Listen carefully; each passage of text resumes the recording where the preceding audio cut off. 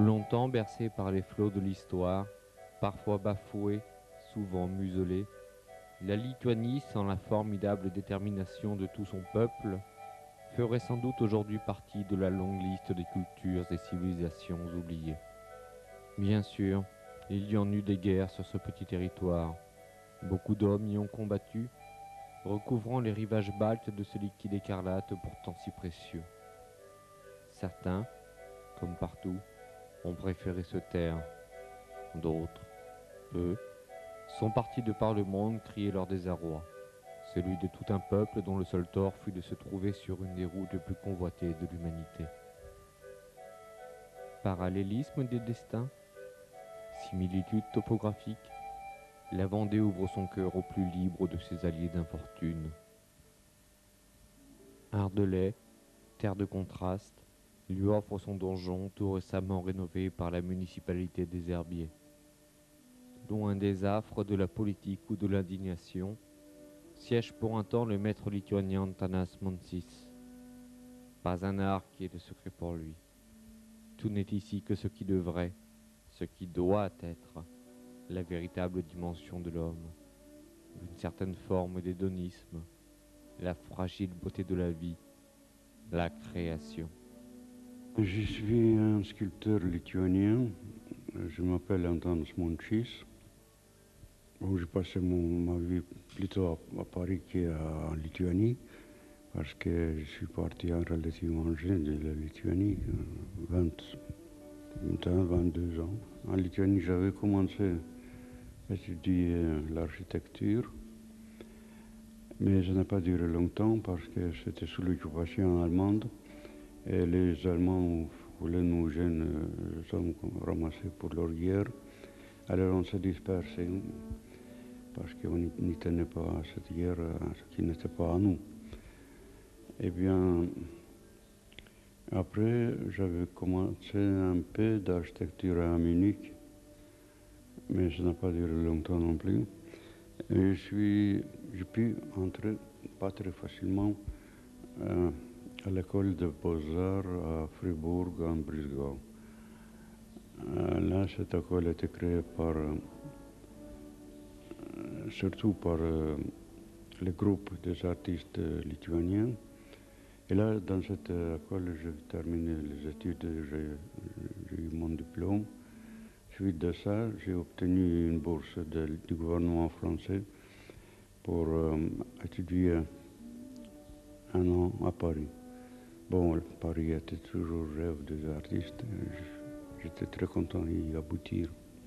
D'avoir vu plusieurs ateliers, je me suis décidé à étudier chez Osip Zatkin. Là, je suis resté un an, mais en même temps, visitant les musées, les expositions, les salons, les galeries, parce que là, c'était une grande partie de mon apprentissage. La sécurité, je recherche dans toutes les autres branches de l'art, y compris les écrivains, les musiciens. Je dis. Pour moi, bon, c'était pour exprimer mes idées à moi. C'est pourquoi, bon, on a cette sculpture-là. J'ai voulu rendre mon hommage à une femme qui attend un événement. Et c'est un événement, je crois, pour la femme très troublant. J'avais une période de main, ça aussi, ce n'était pas pour rien. Parce qu'on a parlé trop du cerveau, mais on a oublié les mains, et puis on la remplace toujours encore par les nouvelles inventions. Bon, on dit que les dauphins ont le cerveau aussi développé que le cerveau humain. Bon, c'est fort possible, mais ils n'ont pas de main, alors on ne voit pas de traces de leur civilisation. Bon, j'ai travaillé surtout peut-être du bois, beaucoup de bois. Mais c'est pas parce que je ne voulais pas les autres travailler, mais que ça se trouvait plus facilement aussi. Et puis, bon, je pouvais réaliser des grandes en bois, c'est pas trop lourd. Mais j'avais cette curiosité pour essayer tous les matériaux. Les pierres, les marbres, les ardoises, là, on a quelques-unes. Je fais même une en silex, qui n'est pas très commode à travailler. Mais je voulais voir comment c'est. Je commence par une idée. Et cette idée, je dessine, au besoin, je fais de modelage en terre glaise.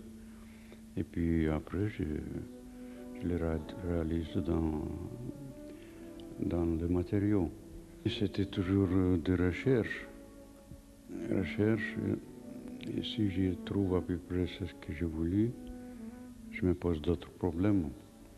Pour ne pas s'arrêter sur la même chose, ça devient ennuyeux pour moi. Je n'ai pas pu faire courant artistique parce que ce courant court trop vite, plus vite que moi.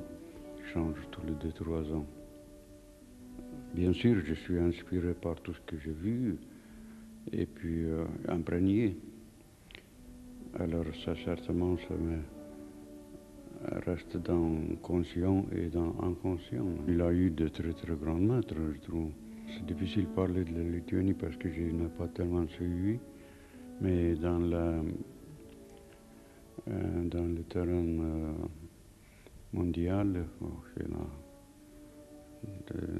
que j'apprécie beaucoup, pas parce qu'ils sont très connus. André Moore, bien sûr. François, il y a Henri Laurence, il y a... Oh, il y a Certes, de l'inspiration, Antanas Monsis en a, mais son art ne s'arrête pas là. Alors, pour une fois dans le domaine de la sculpture, quelqu'un nous invite à fermer les yeux et à écouter.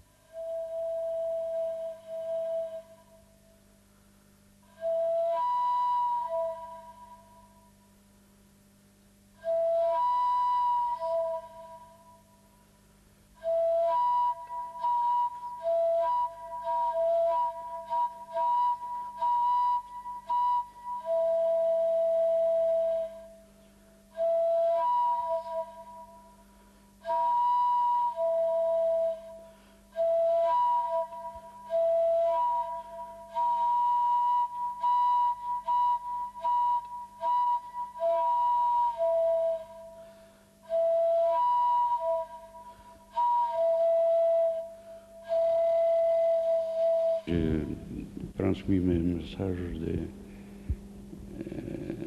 de salut à mes compatriotes. Qu'ils soient heureux.